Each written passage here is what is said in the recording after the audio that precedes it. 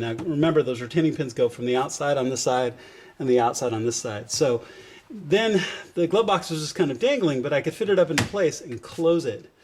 Once it was closed, I could put those two hinge plates on, the two screws on this side and the two screws on that side, and the glove box is back in, all the trim pieces are back in. So now it's simply a matter of firing the car up and making sure that all of the blower problems caused by the final stage unit have gone away. So let's do that next.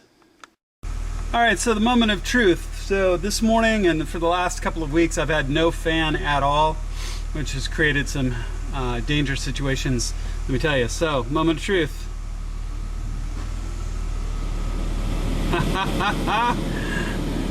I have a fan. For the first time in weeks, it works. It stages correctly, works right, all the way down to off.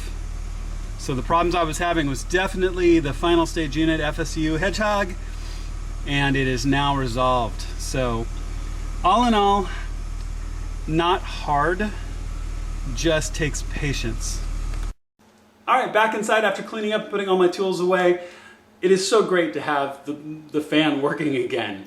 So, like I mentioned earlier, not only is this just a convenience thing, a warmth thing, or air conditioning thing, depending on where you are, but it's a safety issue. If your car fogs up and you can't do anything about it while you're driving, that's a huge issue.